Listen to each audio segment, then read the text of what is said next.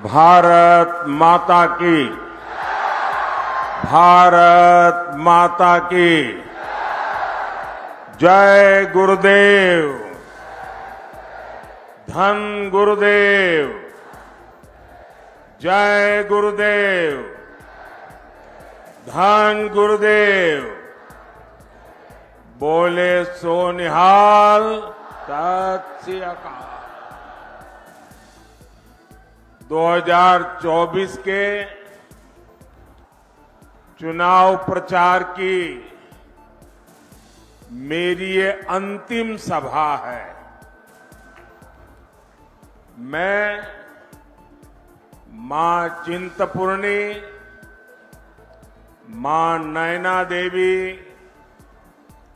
और गुरु गोविंद सिंह जी को सर झुकाकर नमन करता हूं।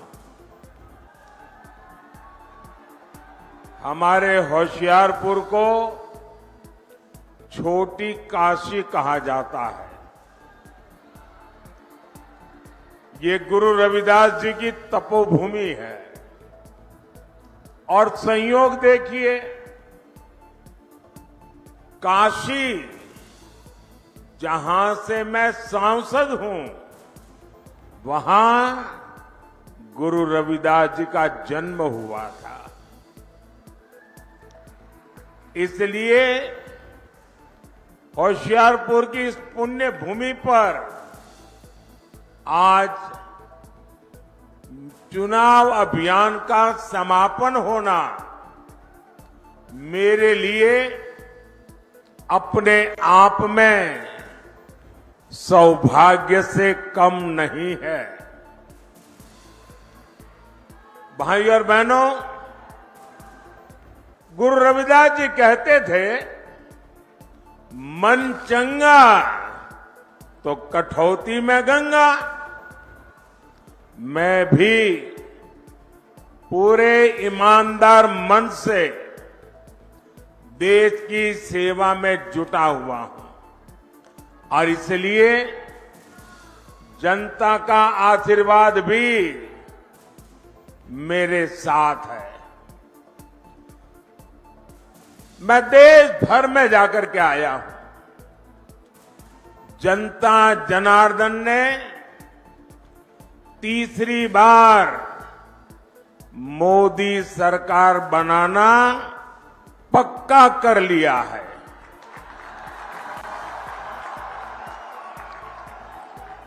आज देश में आकांक्षाएं नहीं हैं। आज देश में उम्मीदें नहीं है। आज देश में आत्मविश्वास नया है। दशकों बाद ऐसा समय आया है, पूर्ण बहुमत वाली केंद्र सरकार हैट्रिक लगाने जा रही है। और इसकी सबसे बड़ी वजह है विकसित भारत का सपना।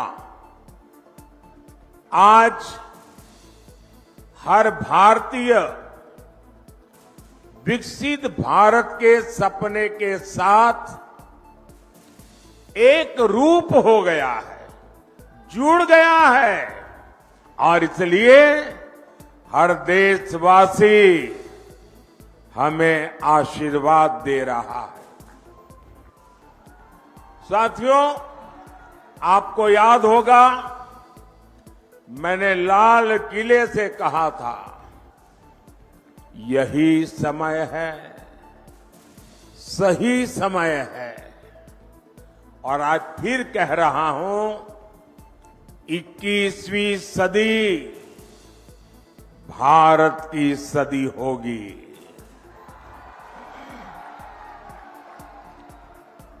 पिछले 10 साल में भारत ने जो विकास करके दिखाया है, वो अभूतपूर्व रहा है।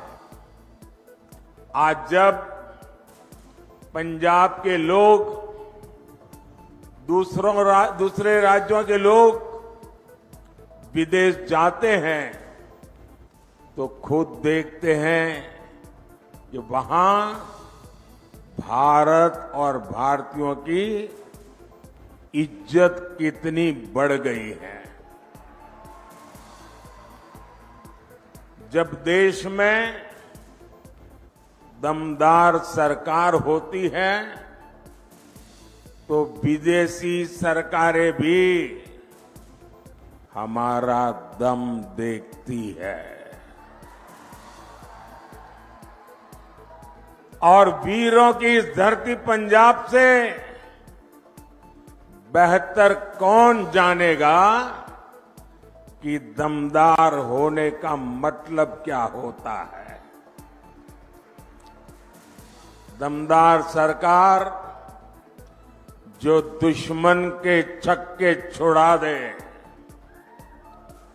दमदार सरकार जो दुश्मन को घर में घुसकर मारे, दमदार सरकार जो भारत को आत्मनिर्भर बनाए, दमदार सरकार जो भारत को समृद्ध बनाए। इसलिए पंजाब भी इस बार जोर शोर से कह रहा है, फिर एक बार, फिर एक बार, फिर एक बार। साथियों, गरीब कल्याण मेरी सरकार की बहुत बड़ी प्राथमिकता है और इसमें गुरु रविदास जी की बहुत बड़ी प्रेरणा है। गुरु रविदास जी कहते थे, ऐसा चाहूं राज में जहां मिले सबन को अन्न, छोट बड़ो सब सम बसे, रैदास है प्रसन्न। बीते 10 वर्षों में हमने गरीब से गरीब को मुफ्त अनाज और मुफ्त इलाज की सुविधा दी है। आज किसी भी गरीब, दलित, वंचित मां की संतान को भूखे पेट नहीं सोना पड़ता। आज गरीब महिला को अपनी बीमारी छिपाने की मजबूरी नहीं है। अब उसके पास राशन कार्ड है, आयुष्मान कार्ड है। साथियों, गुरु रविदास जी ऐसा समाज चाहते थे जहां जाति के आधार पर समाज में कोई भेद न हो। उन्होंने कहा था, जाति जाति में जाति है जो केतन के पात, रैदास मनुष्य ना जुड़ सके जब तक जाति न जात। आज मोदी सरकार की योजनाओं का लाभ बिना भेदभाव सभी को मिल रहा है। सभी को पक्का घर मिला, बिना भेदभाव सभी को मुफ्त गैस कनेक्शन दिए मिला, बिना भेदभाव सभी को शौचालय मिला, बिना भेदभाव सभी को बिजली कनेक्शन मिला, बिना भेदभाव ऐसी योजनाओं ने गरीब और दलित के लिए स्वाभिमान से जीना संभव किया है। यही तो गुरु रविदास जी की सीख है। यही सबका साथ, सबका विकास हमारा सुशासन का मंत्र है। रविदास जी ने यह भी कहा है, 100 बरस लव जगत मही, जीवत रही करू काम, रैदास कर्म ही धर्म है, कर्म करहू निह काम। अर्थात 100 वर्ष का जीवन हो तो भी पूरे जीवन हमें काम करना चाहिए। वो कहते थे कर्म ही धर्म है। गुरु रविदास जी की ये भावना हमारी सरकार की कार्य संस्कृति में झलकती है। चुनाव की इस भागदौड़ में भी हमारी सरकार एक पल भी व्यर्थ नहीं कर रही है। सरकार बनते ही तीसरे टर्म में अगले 125 दिन में क्या होगा, सरकार क्या करेगी, सरकार कैसे करेगी, सरकार किसके लिए करेगी, सरकार कब तक करेगी, इसके रोड मैप पर काम कर लिया गया है।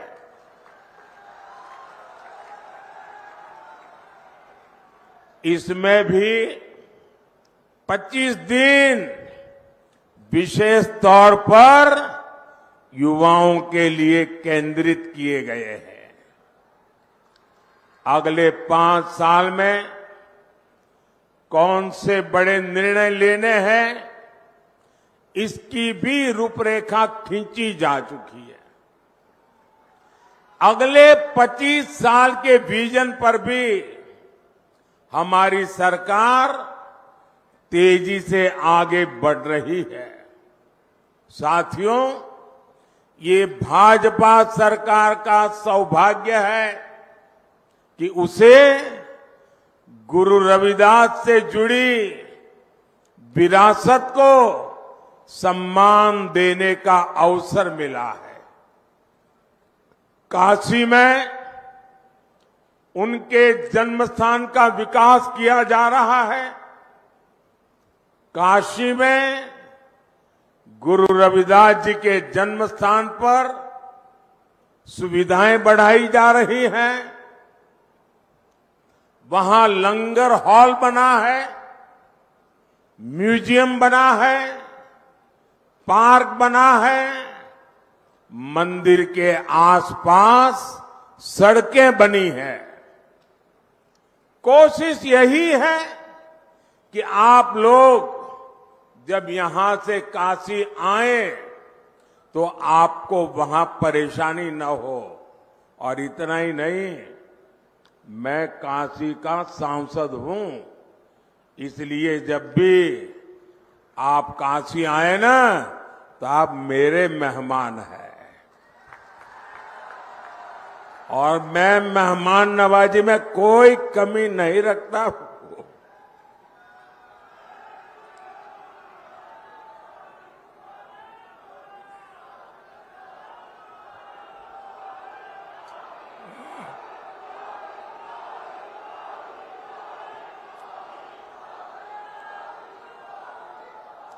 साथियों, काशी में तो हम बहुत कुछ कर रहे हैं। जो लोग वहां जाते आते रहते हैं वो देखते होंगे, हर बार जाएंगे कुछ न कुछ गुरु रविदास जी के चरणों में हमने समर्पित किया है। लेकिन इसके अलावा मध्य प्रदेश में गुरु रविदास जी के विशाल स्मारक का शिलान्यास का अवसर भी मुझे ही मिला था। वहां मध्य प्रदेश में भाजपा सरकार है और वो कार्यक्रम ऐसा हुआ, हजारों गांवों की मिट्टी और देश की सैकड़ों नदियों के जल एकत्रित करके गुरु रविदास जी का भव्य स्मारक मंदिर वहां बनाया जा रहा है। भोपाल में ग्लोबल स्किल पार्क का नाम भी गुरु रविदास जी के नाम पर रखा गया है। दिल्ली में भी तुगलकाबाद में गुरु रविदास जी महाराज का जो पवित्र स्थान है उसे और दिव्य बनाना भी ये हमारा संकल्प है। इसके लिए सुप्रीम कोर्ट से जमीन की विशेष मंजूरी भी ले ली गई है। और आज जब मैं होशियारपुर आया हूं तो अपने मन की एक और बात आपको बताना चाहता हूं। आपको पता है कि हमने अयोध्या में प्रभु राम का मंदिर तो बनाया। जय श्री राम। 500 साल बाद अयोध्या में भगवान राम का मंदिर बना और आपको खुशी होगी, ये अयोध्या में प्रभु राम जन्म स्थान का पहला लड़ाई अगर किसी ने लड़ी थी तो मेरे सिख भाई बहनों ने लड़ी थी। और तब से लड़ाई चली और आज राम मंदिर बना है। राम मंदिर तो बना, लेकिन यात्रियों की सुविधा के लिए हमने अयोध्या में एक बहुत बड़ा हवाई अड्डा बनाया। लेकिन हवाई अड्डे का नाम हमने महर्षि वाल्मीकि के नाम पर रखा है। यानी राम जी के पास जाना है, रामलला के पास जाना है, पहले वाल्मीकि जी के पास जाना होता है। इसी प्रकार मेरी इच्छा है कि आदमपुर एयरपोर्ट का नाम भी गुरु रविदास जी के नाम पर रखा जाए।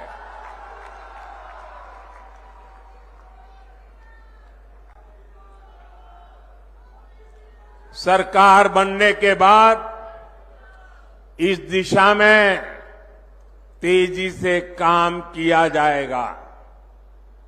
भाई और बहनों, भाजपा विरासत भी विकास भी इस मंत्र पर चल रही है। आपने देखा है जब अफगानिस्तान में संकट आया, वहां पर हमारे जो सिख भाई बहन रहते थे, वहां जो हमारा गुरुद्वारा था, बहुत खतरे पैदा हो गए, तो हम गुरु ग्रंथ साहब के स्वरूपों को पूरे अदब के साथ माथे पर रख करके भारत लाए। इतना ही नहीं, हमने साहिबजादों के बलिदान को श्रद्धा पूर्वक नमन करते हुए 26 दिसंबर को वीर बाल दिवस मनाना तय किया। और ये सिर्फ एक दिवस नहीं है, इतना बड़ा बलिदान, इतना बड़ा त्याग, इतनी बड़ी प्रतिबद्धता केरल के बच्चे को भी पता होनी चाहिए, आसाम के बच्चे को भी पता होना चाहिए, तमिलनाडु के बच्चे को पता होना चाहिए, बंगाल के बच्चे को भी पता होना चाहिए। और इसलिए हमने वीर बाल दिवस के द्वारा हिंदुस्तान की भावी पीढ़ी को प्रेरणा देने के लिए वीर बाल दिवस की परंपरा शुरू की है। हमने हरविंदर साहब के लंगर को टैक्स से मुक्त किया। विदेशी भक्त भी सेवा के लिए दान दे सके, इसके लिए हमने नियमों में छूट भी दी है।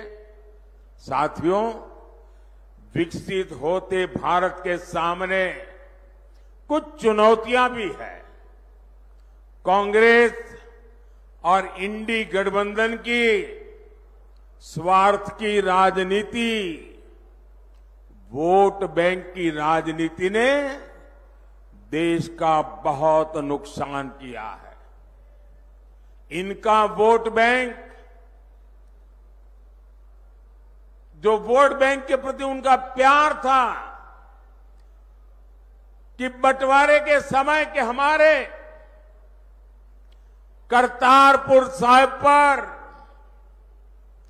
भारत का अधिकार नहीं जता पाए, यही लोग हैं जो अपने वोट बैंक के लिए लगातार राम मंदिर का विरोध करते रहे।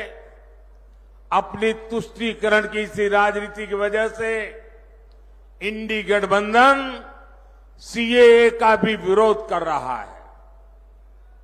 साथियों, आजकल देश के लोग इंडी गठबंधन वालों से संविधान की रट सुन रहे हैं। ये वो लोग हैं जिन्होंने इमरजेंसी में संविधान का गला घोंट दिया था। जब 84 के दंगों में सिखों के गले में टायर बांधकर जलाया जा रहा था, तो इन्हें संविधान की नहीं सूझी। साथियों, मोदी ने एक संकल्प लिया है कि वो दलितों, पिछड़ों, आदिवासियों का आरक्षण किसी को भी छीनने नहीं देगा।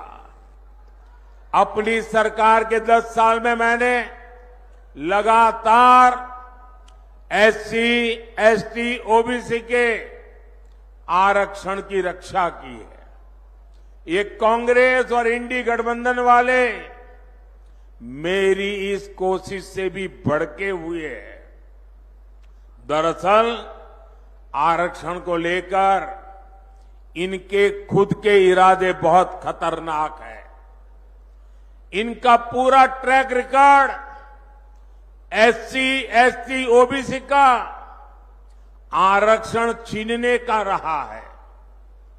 सरकारी नौकरी में धर्म के आधार पर आरक्षण हो, स्पोर्ट्स में, सरकारी टेंडर में धर्म के आधार पर आरक्षण हो, यूनिवर्सिटी के दाखले में धर्म के आधार पर आरक्षण हो, ये संविधान की भावना का, बाबा साहब आंबेडकर की भावना का अपमान कर रहे हैं। ये दलितों और पिछड़ों का आरक्षण छीनकर उसे सिर्फ और सिर्फ मुसलमानों को देना चाहते हैं। ये धर्म के आधार पर देश को बांटने की एक और बड़ी गहरी साजिश है। 2024 के इस चुनाव अभियान में मोदी ने इनकी इस सबसे बड़ी साजिश से पर्दा उठा दिया है, उनको बेनकाब कर दिया है और इसलिए बौखलाए हुए हैं और लगातार मोदी को नई नई गालियां देते रहते हैं। भाइयों और बहनों, आप भी जानते हैं कांग्रेस भ्रष्टाचार की जननी है। 60 साल तक कांग्रेस ने जो कारनामे किए हैं, भ्रष्टाचार की एक से बढ़कर एक वारदातें की हैं, ऐसा लगता है कांग्रेस ने भ्रष्टाचार में डबल पीएचडी कर ली है। और अब कांग्रेस के साथ एक और कट्टर भ्रष्टाचारी पार्टी भी जुड़ गई है। इतना ही नहीं, ये भयंकर झूठवादी पार्टी भी है। अब आप देखिए, यहां तो आमने सामने लड़ने का ड्रामा कर रहे हैं, दिल्ली में एक साथ चुनाव लड़ रहे थे और लोग भूले नहीं कि झूठवादी पार्टी ये कट्टर भ्रष्टाचारी पार्टी की पहली सरकार कांग्रेस के समर्थन से दिल्ली में बनी थी और इसलिए इन्होंने जो भ्रष्टाचार की जननी कांग्रेस है उससे बराबर भ्रष्टाचार के पाठ पढ़ लिए हैं। हम छोटे थे तो एक कथा सुना करते थे और कथा बड़ी मजेदार थी। वो कथा ऐसी थी कि एक प्रेग्नेंट विमेन डिलीवरी के लिए अस्पताल में गई और बेटे का जन्म हुआ, लेकिन जो नर्स वो डिलीवरी करवा रही थी वो ढूंढने लगी चारों तरफ, उसकी अंगूठी कहीं खो गई थी। वो रोने लगी, अरे मेरी अंगूठी कहां गई, अंगूठी कहां गई। अब बेटे का जन्म हुआ लेकिन वो अपनी मुट्ठी नहीं खोलता था, तो डॉक्टरों को चिंता हुई, इस बच्चे की मुट्ठी क्यों नहीं खुल रही है, अभी तो पैदा हुआ है। डॉक्टरों ने बड़े तरीके से उसकी मुट्ठी खोली तो अंगूठी उसकी मुट्ठी में थी। तो लोगों ने कहा ये बच्चा पैदा होते ही चोरी करता है, तो पता चला उसका बाप बहुत बड़ा चोर था, बड़ा डाकू था। तो जन्मजात ये भ्रष्टाचार की जननी कांग्रेस की गोद से एक कट्टर भ्रष्टाचारी पैदा हुए हैं और इसलिए कांग्रेस को तो भ्रष्टाचार में पीएचडी करते करते 60 साल लगे, ये तो जन्म से ही कट्टर भ्रष्टाचारी पैदा हुए हैं।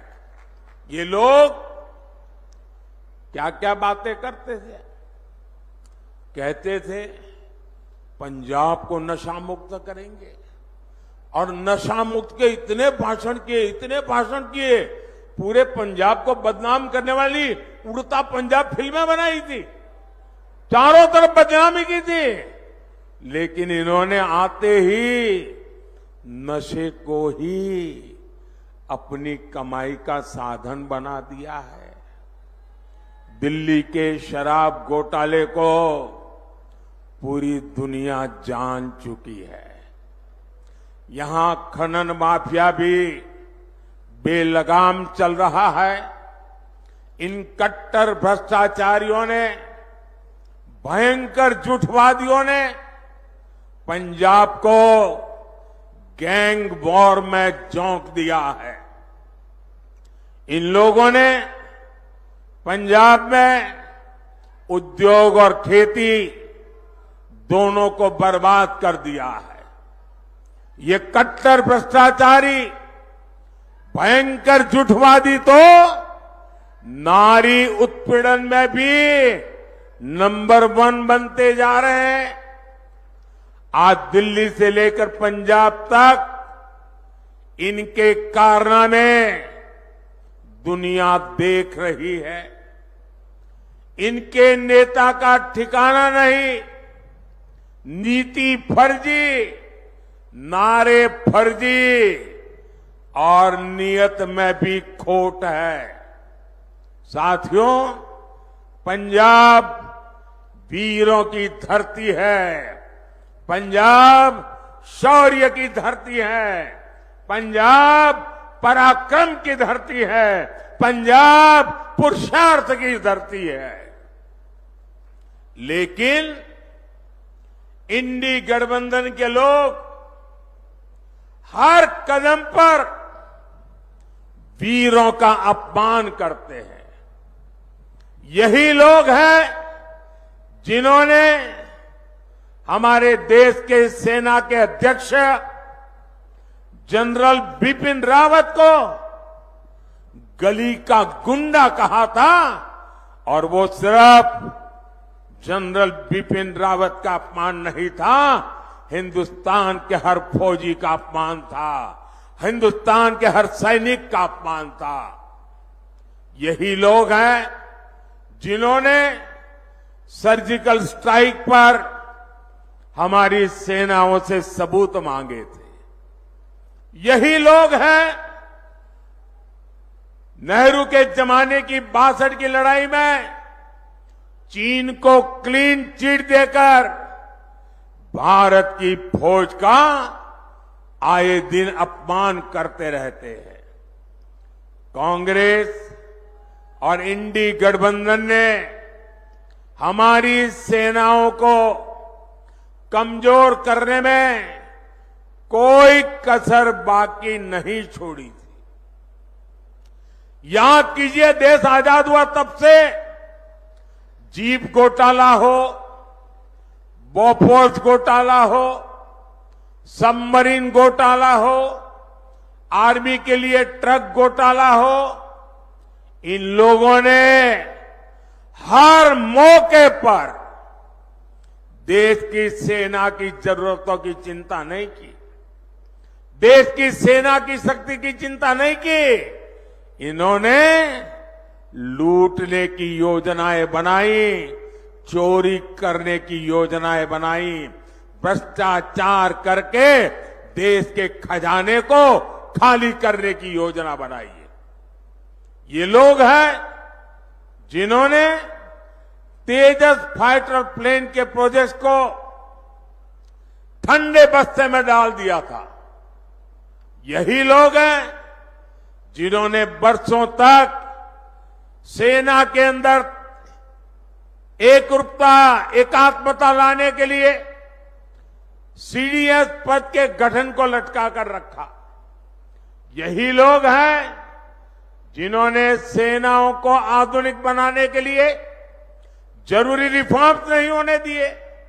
यही लोग हैं जिन्होंने हमारे पूर्व फौजियों को 1 रैंक 1 पेंशन, ओआरओपी 40 साल तक झूठ बोला।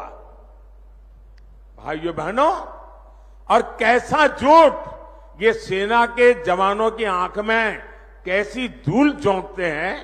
और मुझे याद है 2013-14 के चुनाव में यहां पंजाब में आकर के पूर्व सैनिकों के साथ छोटी छोटी अपनी मीटिंगें करके हवा फैलाते थे कि ओआरओपी कर दिया। कैसी बेईमानी की, जरा मैं, पंजाब तो पूर्व सैनिकों की धरती है, हिमाचल पूर्व सैनिकों की धरती है, मैं जरा बताना चाहता हूं इन्होंने क्या किया। मैंने 2013 में जब मुझे प्रधानमंत्री पद का उम्मीदवार घोषित किया तो मैंने रेवाड़ी में सबसे पहली पूर्व सैनिकों की रैली की। उस रैली में मैंने घोषणा की कि हमारी सरकार बनेगी तो हम 1 रैंक 1 पेंशन लागू करेंगे। तो ये घबरा गए, बोले मोदी ऐसी चीज लाया है कि मर जाएंगे। तो इन्होंने क्या किया, आनंद फानन में 500 करोड़ रुपया रख करके बोल दिया कि ओआरओपी लागू। ऐसा झूठ। आप देखिए, जब मैंने इसको लागू किया 1.25 लाख करोड़ रुपया पूर्व सैनिकों के खाते में जमा की, 1.25 लाख करोड़ रुपया तब ओआरओपी हुआ है। ये 500 करोड़ में खेल खेलते थे। यानी कितना झूठ बोलते हैं ये लोग। भाइयों बहनों, मोदी का लक्ष्य भारत की सेनाओं को सबसे ज्यादा आधुनिक बनाना है, सबसे ज्यादा सामर्थ्यवान बनाना है, सच्चे अर्थ में आत्मनिर्भर बनाना है। लेकिन मोदी के इस अभियान से इंडी वालों की काली कमाई के रास्ते बंद होते हैं। इसलिए ये मोदी पर अपना गुस्सा निकाल रहे हैं। और भाइयों बहनों, साफ है, सेना बनती है तो हमें हर चीज में ध्यान रखना होता है कि मुकाबला किससे करना है। लड़ाई होगी तो किसके साथ होगी, युद्ध होगा तो किसके साथ होगा, उसकी ताकत क्या है, उस हिसाब से हमारी की सेना को तैयार करना होता है। सिर्फ 26 जनवरी में परेड के लिए सेनाएं तैयार नहीं की जाती है। सेना लड़ाई के लिए तैयार की जाती है, दुश्मन के दांत खट्टे करने के लिए तैयार की जाती है। मां भारती की रक्षा के लिए तैयार की जाती है, लेकिन इन्होंने सेना को भी राजनीति का हथियार बना दिया है। इससे बड़ा पाप कोई नहीं कर सकता है। और मैं इंडिया अलायंस वालों को कह रहा हूं, मैं चुप बैठा हूं, इसका मतलब ये समझिए, गलती मत कीजिए मोदी को समझने की। अगर मोदी जिस दिन मुंह खोलेगा तो हमारी 7 पीढ़ी के पाप निकाल करके रख दूंगा।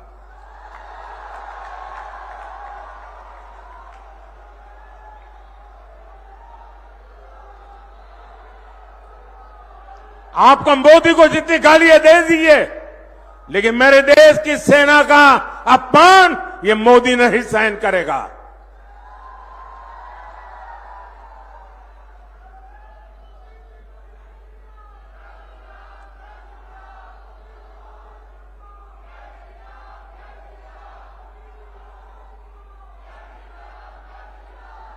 भाइयों और बहनों, गरीब का ये बेटा हर गरीब को, दलित को, पिछड़े को विकास की नई ऊंचाई देना चाहता है। आने वाले 5 साल मेरे किसान भाई बहनों के कल्याण के लिए, मेरे गरीब भाई बहनों को गरीबी से बाहर निकालने के लिए, हमारे नौजवानों को नए अवसर देने के लिए और हमारी नारी शक्ति की भागीदारी को बढ़ाने के लिए उत्कृष्ट समय होने वाला है। आजादी के 75 साल में जैसा समय नहीं आया, वैसा समय आने वाले 5 साल में आने वाला है।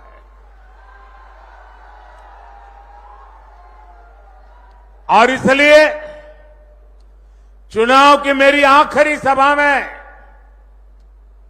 गुरु रविदास जी की पवित्र भूमि से, गुरुओं की पवित्र भूमि से, वीर बलिदानियों की पवित्र भूमि से मैं देशवासियों को कह रहा हूं, आखिरी चरण में मतदान के सारे रिकॉर्ड तोड़ दीजिए, भारी मतदान कीजिए और जहां जहां भाजपा एनडीए के उम्मीदवार है वहां भारी बहुमत से विजयी बनाइए। 400 पार का आखिरी जो काम है वो आखिरी तबके के मतदाताओं के पास है। मुझे पूरा विश्वास है कि वो सौभाग्य जाने नहीं देंगे। आपसे 1 जून को पंजाब की हर सीट पर कमल खिलाने के लिए मैं आपसे आशीर्वाद मांगने आया हूं, मैं आपसे सहयोग मांगने आया हूं। होशियारपुर से बहन अनीता सोमप्रकाश जी और आनंदपुर साहब से मेरे पुराने साथी कार्यकर्ता सुभाष शर्मा जी को भारी मतों से विजयी बनाने के लिए मैं आपसे प्रार्थना करता हूं। ज्यादा से ज्यादा परिवारों में जाएंगे, ज्यादा से ज्यादा परिवारों में जाएंगे। मुझे आपसे जवाब चाहिए, ज्यादा से ज्यादा परिवारों में जाएंगे, हर घर में जाएंगे, ज्यादा से ज्यादा मतदान कराएंगे, हर पोलिंग बूथ में विजय दिलाएंगे, गांव गांव कमल खिलाएंगे। अच्छा, मेरा एक काम करेंगे, ऐसा नहीं पूरी ताकत से बोलो तो बताऊंगा। मेरा एक काम करेंगे, जरा हाथ ऊपर करके बताइए, मेरा काम करेंगे। देखिए, यहां से जाने के बाद अपने मोहल्ले में, अपने गांव में जो भी देवस्थान हो, गुरुद्वारा हो, वहां पर जाना और मोदी की तरफ से वहां माथा टेकना और हमें गुरुओं से आशीर्वाद चाहिए, हमें हमारे परमात्मा से आशीर्वाद चाहिए, लेकिन आशीर्वाद मोदी के लिए नहीं मांगना है, आशीर्वाद मोदी के परिवार के लिए नहीं मांगना है। आशीर्वाद मांगना है विकसित पंजाब बनाने के लिए, आशीर्वाद मांगना है विकसित भारत बनाने के लिए। और इसलिए आप सबसे मेरा आग्रह है कि मेरा एक काम जरूर कीजिए, हर गुरुद्वारे पर जाकर के, हर देवस्थान पर जाकर के मेरी तरफ से मत्था जरूर टेकना। मेरे साथ बोलिए, जय गुरुदेव, जय गुरुदेव, धन गुरुदेव, धन गुरुदेव। श्री वाहेगुरु जी का खालसा, श्री वाहेगुरु जी का खालसा। भारत माता की, भारत माता की। बहुत बहुत धन्यवाद।